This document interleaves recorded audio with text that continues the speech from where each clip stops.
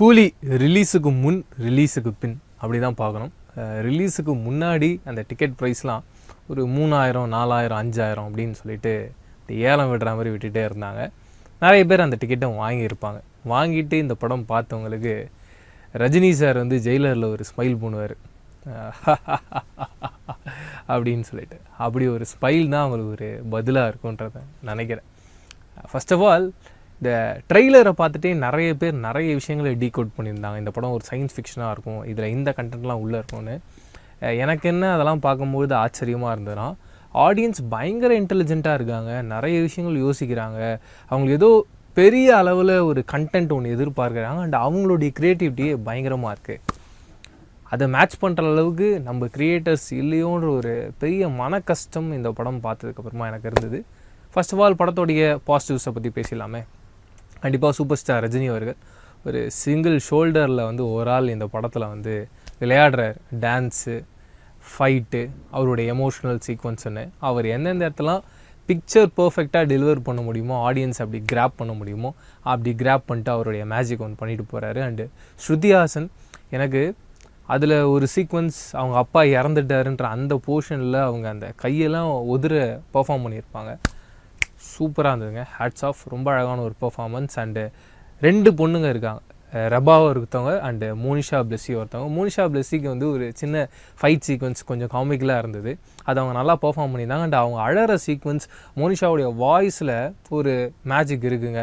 ஏன்னா அவங்க பயங்கரமாக அழுதாங்கன்னா ஒரு ஆடியன்ஸாக படம் பார்க்கும்போது நமக்கும் அந்த ஒரு மோடுக்குள்ளே போக முடியுது. ஒரு நல்ல பர்ஃபார்மரால் தான் அப்படி ஆடியன்ஸை டக்குன்னு ஸ்விட்ச் பண்ணுற மாதிரி அந்த மோடுக்குள்ளே கொண்டு போக முடியும், அந்த மூடுக்குள்ளே உட்கார வைக்க முடியும். அப்படிப்பட்ட ஒரு மேஜிக்கை மோனிஷாவும் பண்ணுறாங்க. அவங்களுக்கும் ஒரு பெரிய ஹேட்ஸ் ஆஃப். இதை தாண்டி சத்யராஜ் அவர்கள் இருக்கார், அவங்களுக்கான ஒரு சின்ன ஸ்பேஸு.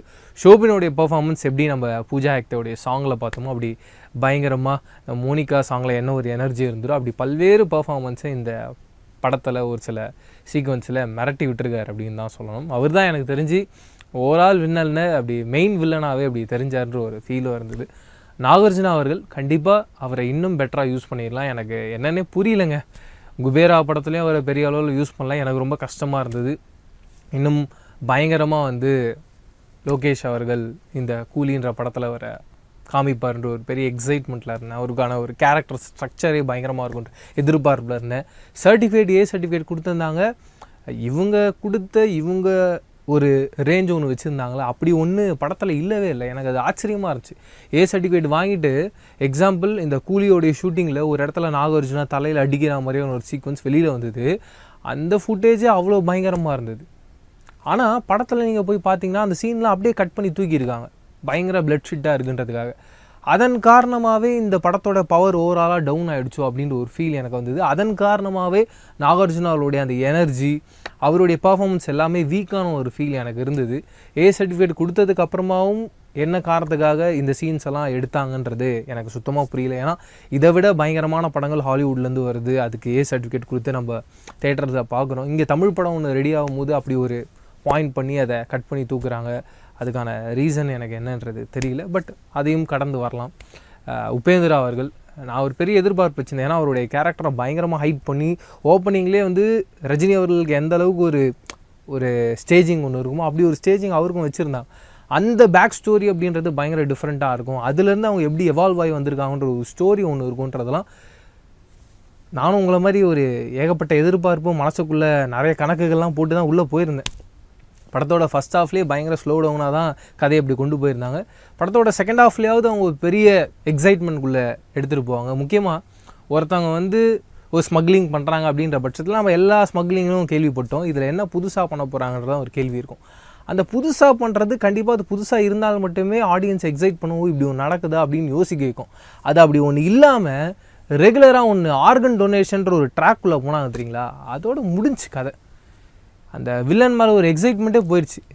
இவனுங்க என்னப்பா, இவனுங்க ரொம்ப பழைய காலத்து வில்லனுங்களாக இருக்கானுங்கப்பா, இவனுங்க தேர மாட்டானுங்கப்பா அப்படின்ற ஒரு ஃபீல் வந்துருச்சு. அண்டு ஒருத்தனாக போக ஒருத்தன் வந்துக்கிட்டே இருக்கான்.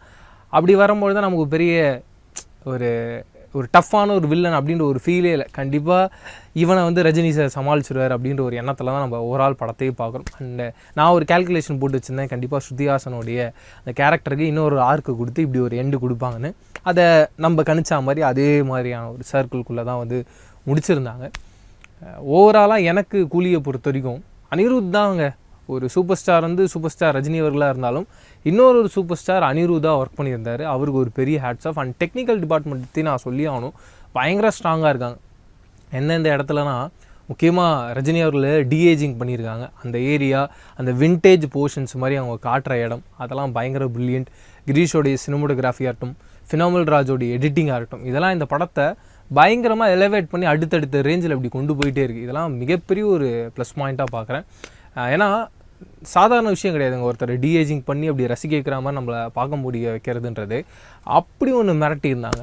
டெக்னிக்கலாக பயங்கர சவுண்டான ஒரு டீம் தான் இவங்க, அதில் எந்த விதமான சந்தேகமே கிடையாது. பட் ஒரு சில கதைகளாக நம்ம கேட்கும்போது நமக்கு பெரிய ஒரு எக்ஸைட்மெண்ட் ஏற்படும். எக்ஸாம்பிள் கலாநிதி மாறன் அவர்கள், ரஜினி அவர்கள், இவங்க எல்லாருமே ஆடியோ லான்ஸில் பேசும்போது நமக்கு வந்து லோகேஷ் அவர்கள் ஏதோ ஒன்று புதுசாக பயங்கர மேஜிக்லாம் ஒன்று பேக் பண்ணியிருக்காருன்ற ஒரு எக்ஸைட்மெண்ட்டில் தான் நம்ம இருந்தோம். அவங்களுக்குமே அது கதையாக கேட்கும்போது அந்த அளவுக்கு எக்ஸைட் ஆகிருக்கும். ஏன்னா அப்படிப்பட்ட ட்விஸ்ட் அண்ட் டர்ன்ஸ் கதையில் இருக்குது. இருந்தாலும் ஒரு சில கதைகள் படமாக மாறும்பொழுது நம்ம கதையாக கேட்கும்போது ஒரு இம்பேக்ட் இருக்குல்ல, ஒரு எனர்ஜி இருக்குல்ல, அந்த எனர்ஜி ஸ்க்ரீனில் பார்க்கும்போது வராது. அதுக்கு ரீசன் என்னென்னா, அவங்க கதை சொல்கிறாங்க, நம்ம மனசுக்குள்ளே ஒரு கதையை கற்பனை பண்ணுறோம். அதே கதை படமாக வந்துருச்சுன்னா பயங்கரமான ஒரு படமாக இருக்கும். ஆனால் அதே கதை படமாக வரல அப்படின்னா மிகப்பெரிய அளவில் டிசப்பாயிண்ட் பண்ணும். அப்படி ஒரு ஜோனுக்குள்ளே தான் இந்த கூலி அமைஞ்சிருக்குன்றது தான் இந்த கூலியோடைய மிகப்பெரிய ஒரு அடியாக இருக்குது. அண்டு லோகேஷ் அவர்கள் மிக முக்கியமான கேரக்டர்ஸ் அப்படின்னு சொல்லிட்டு சின்ன சின்ன கேரக்டர்ஸ் அடுத்தடுத்த ஜோனில் லீட் பண்ணுவார். அப்படி இந்த கதையிலையும் நிறைய ஸ்கெட்ச் பண்ணி இருக்கார். அந்த எல்லா கேரக்டர்ஸும் நல்லா இருந்தாலும் கூட கதையாக நிறைய ஃப்ளாஸ் ஒன்று இருந்ததுன்னு ஒரு ஃபீல் இருந்துச்சு. ஏன்னா சைமன்ற ஒரு கேரக்டரும் அவ்வளோ பெரிய வில்லனாக இருக்கான். அவன் பையன் ஒரு பொண்ணை லவ் பண்ணுறான்ற போது அந்த பொண்ணை பற்றின பேக்ரவுண்ட் எப்படி விசாரிக்காமல் இருப்பாங்க. அண்ட் சைமன் கீழே ஒருத்தன் இருக்கான், அவனை நம்பி தான் எல்லா ஒர்க்கும் கொடுத்துக்கிட்டு இருக்கார் சைமன். அப்படின்ற பட்சத்தில் அவன் துரோகியாக இருந்தால் கூட அவனை வச்சுருக்காருன்றதை சுத்தமாக நம்பவே முடியல. எப்பயும் இந்த மாதிரி ரூத்லெஸ்ஸாக இருக்க வில்லன்ஸ் என்ன பண்ணுவாங்க, அவங்களுக்கு கொஞ்சம் கூட இறக்கமே அப்படின்றது இருக்கவே இருக்காது.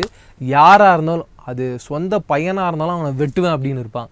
அதுதான் அப்படி ஒரு டெஸ்டோஸ்டோனை இன்க்ரீஸ் பண்ணுற மாதிரியான ஒரு பவராக இருக்கும். அதை மிஸ் பண்ணிட்டாரு லோக்கி அவர்கள் இந்த படத்தில் தான் எனக்கு ரொம்ப வருத்தமாக இருந்தது. கண்டிப்பாக லோகேஷ் அவர்கள்கிட்டேருந்து இப்படி ஒரு கதையை நான் எதிர்பார்க்கல. அண்ட் அவுட்புட்டாக ப்ரில்லியன்ட் தான், அதில் டவுட்டே இல்லை. ஒரு எக்ஸ்ட்ராடனரியான ஒரு டேரக்டர் அப்படின்றத ப்ரூவ் பண்ணியிருக்காரு. எல்லோரும் கன்ஃபியூஸ் ஆகிட்றாங்க, ஒரு டேரக்டருக்கும் ஒரு கதை எழுதி ஒருத்தர் டேரக்ட் பண்ணுறதுக்குமான வித்தியாசம் என்னன்றது பார்த்தீங்கன்னா, இந்த கதை தான் மெயின் கண்டென்ட். டேரக்ட் பண்ணுறது நீங்கள் யார் வேணால் டேரக்ட் பண்ணலாம், அவுட்புட்டாக எப்படி வருது அப்படின்றது மட்டும் தான் டேரக்டர் கையில் இருக்குது. ஆனால் கதையாக நீங்கள் என்ன ரெடி பண்ணுறீங்களோ அதுதான் அந்த கதையோட உயிரே இல்லாமல் நம்ம வந்து பயங்கரமாக ரெடியாகி வந்தால் அது எப்படி, அது நல்லா இருக்குது. அதில் எக்ஸாம்பிள் சொல்லணும்னா, ஒரு கல்யாணத்துக்கு போகிறோம், அந்த கல்யாணத்துக்கு விருப்பமே இல்லாமல் போகிறோம், ஆனால் நம்ம ட்ரெஸ்ஸிங்லாம் நல்லா இருக்குது. எல்லோரும் பார்த்தோன்னே செமையாக இருக்காருப்பா, சூப்பராக இருக்காருப்பான்னு சொல்லுவாங்க. ஆனால் அவங்க நடந்துக்கிற விஷயங்களும் அவங்களோட ஆட்டிடியூடும் ஏதோ ஒரு நெகட்டிவ் வைப்ரேஷனில் எல்லாரையும் கொஞ்சம் ஆஃப் பண்ணி விட்டுரும். அப்படி ஒரு ஏரியாவுக்குள்ளே இந்த கதையை மாட்டிக்கிச்சு. அப்படி ஒரு இடத்துல தான் லோகேஷ் மாட்டிக்கிட்டாரோன்ற ஒரு ஃபீல் எனக்கு இந்த படம் பார்த்ததுக்கப்புறமா இருந்தது. பட் அடுத்தடுத்து கைதி 2 அண்டு எல்சியூ மேலே ஒரு பெரிய ஒரு நம்பிக்கை ஒன்று வச்சுருக்காரு, ஒரு ஓப்பனிங் ஒன்று வச்சுருக்காரு. அது எல்லாத்து மேலேயும் மீண்டும் ஒரு ரசிகனாக எதிர்பார்த்துக்கிட்டு இருக்கேன். கண்டிப்பாக ஒரு பெஸ்ட்டாக எப்படி ஒரு விக்ரம்னு ஒரு பயங்கர ஒரு வேறு லெவலில் ரிப்பீட் வாட்சபிளான ஒரு படத்தை பண்ணாரோ, இன்னொரு பக்கம் கைதி அப்படின்ற ஒரு படம் பண்ணாரோ, இன்னொரு பக்கம் மாநகரம் அப்படின்ற படம் பண்ணாரோ, இப்படிப்பட்ட படங்களாக மீண்டும் லோகேஷ் அவர்கள் நமக்கு கொடுப்பார்ன்ற ஒரு எதிர்பார்ப்பில் தான் நான் இந்த ரிவ்யூவை முடிச்சுட்டு போகிறேன். அண்டு எனக்கு லியோவில் ஒரு பெரிய ப்ளஸ்ஸாக என்ன இருந்ததுன்னா, அதில் என்ன தான் ரீமேக் படமாக இருந்தாலும் கூட அதில் அவர் ஒர்க் பண்ண விதம், முக்கியமாக ஃபைட் சீக்வன்ஸில் அவர் எடுத்துக்கிட்ட அந்த மெனக்கடல் அப்படின்றது அது யோசித்து கூட பார்க்க முடியாத அளவுக்கு இருந்தது. அந்த எஃபர்ட்டும் இந்த படத்தில் இல்லையோ அப்படின்ற ஒரு ஃபீல் எனக்கு இந்த ஃபைட்டெல்லாம் பார்க்கும்போது இருந்தது. அண்டு தி பெஸ்ட்டாக சாண்டி மாஸ்டர் பண்ணியிருந்தாரு, ஒரு பெரிய ஹேட்ஸ் ஆஃப். ஏன்னா அந்த சிட்டுக்கு வைப்ஸ் எல்லாம் வந்து அப்படி இருந்தது சாங், சும்மா பார்த்துக்கிட்டே இருக்கலாம் போல், அந்த மாதிரியான ஒரு வைப்ரேஷன் இருந்தது. அவருக்கும் ஒரு பெரிய ஹேட்ஸ் ஆஃப். இதை தாண்டி நீங்கள் கூலி படம் பார்த்துருந்தீங்க இல்லை பார்க்க போகிறீங்கன்னா உங்களுடைய கருத்துக்களை கமெண்ட் செக்ஷனில் ஷேர் பண்ணிக்கோங்க. வேறு ஒரு வீடியோவில் சந்திக்கிறேன். அது வரைக்கும் டாடா பாய். நான் பிரவீன் KS. பாய்.